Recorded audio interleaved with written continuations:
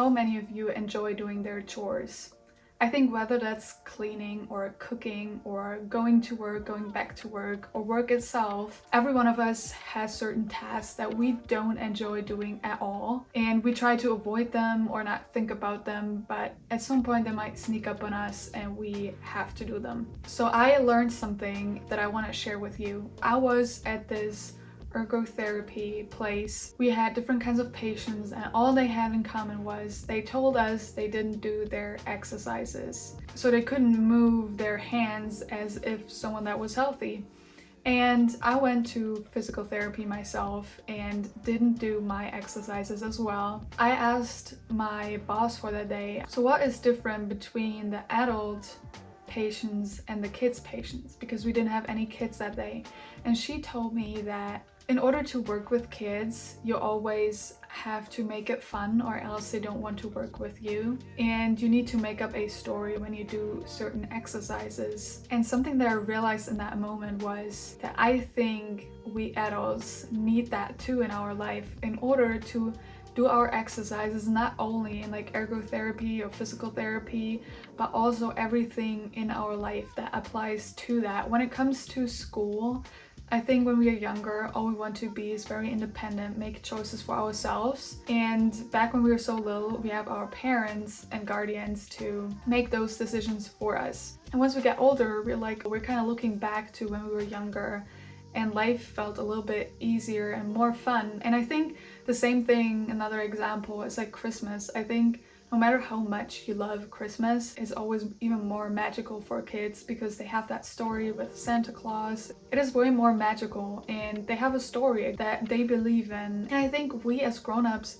need the same thing as well. We need stories, we need challenges, we need things that we want to achieve and be proud of ourselves. So I think we need to get back to getting our fantasy going and getting into being more creative. So I think instead of maybe being annoyed that there's another red light that leaves us stuck in traffic or anything, we can use that time to either use that for stretching, doing a certain exercise, or doing something specific that is simple and you can do it in a short period of time. So you will feel better, productive, or healthier, whatever it is. You know, like just stretch your arms while you're at a red light and do it every time you're at a red light. So now, instead of being annoyed to be stuck at a red light, you have something to do so you're not bored, and it's something that is good for your body because else you don't find a time slot to do it or you forget about it. But every time you're in that red light, you do that specific thing. And I think those small things are going to be the game changer in our day-to-day life when it comes to cleaning. Anything that we don't like, if we can add a story or like the floor is lava, any kind of fun game or activity that has our body or our mind being inside of that story. When we are cleaning, when we are cooking, or we're listening to music, like we can combine boring stuff with fun stuff to make the boring stuff more fun. And that works with so many things. And even when it comes to like school or studying something that you're not interested in, to find a reason, try to find out why you need that certain scheme in math for, like, what is it used for? Because I think a lot of the time in school, they teach us what we need to know, but they don't teach us why we need to know it or what kind of career that would be beneficial in. And for me, that was the reason why I never studied for school, because I didn't see the reason to need that long term. So I was like, okay, I'm just caring about the things that I care about. And one thing to know about our brain is that we have like two sides in our brain that make us do things. And one thing is fear, and it's telling us all the things that we did and we don't want to do them again. Maybe we were embarrassing ourselves, like a public speaking thing, so we never want to go do public speaking again.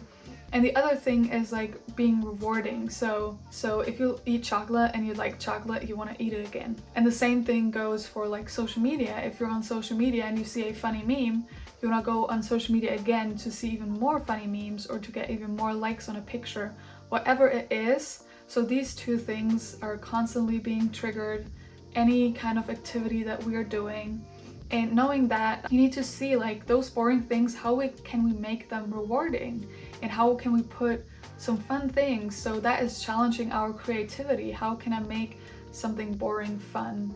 And when it comes to cooking, I never liked cooking, and I felt like it was always very stressful at home because everyone in the family was already hungry, so they were very much hangry. It was always like a stressful situation, and then it's like looking at the fridge and being overwhelmed, like what should we cook? But we want the food to be there fast, so what you can do about this, or what I did in that situation, was okay, I'm starting to think about my meal and starting to cook ahead of time before I get hangry. So that way I'm not as stressed and I can prepare better, or I can do like meal prepping and see like plan ahead of time what I'm going to do for dinner, and that way it's out of my mind, it's on the paper, and I can just look at it and make that certain meal and don't feel so frustrated. And then I can add music, like a calming music, and I can clean the kitchen while something is maybe cooking. That was another thing that frustrated me, when something was like in the oven and I was like, what should I do? It's like not enough time to start reading or watch TV. It's just a couple of minutes sometimes. And what helped me was just to clean the kitchen as I go, so once the meal is finished, I barely have to clean anything anymore. And that way the whole progress is like more fun. Because I think like especially like smaller things like washing clothes and stuff that takes like less brain capacity can be so boring sometimes that we're like, we want to be challenged. And maybe you can make up a challenge when it comes to speed. Maybe you can do it faster, or you're sorting it in different like colors, or anything that you come up with, and you can change it a little bit every time. That way that those things don't get boring, and that way your brain wants to do those things again.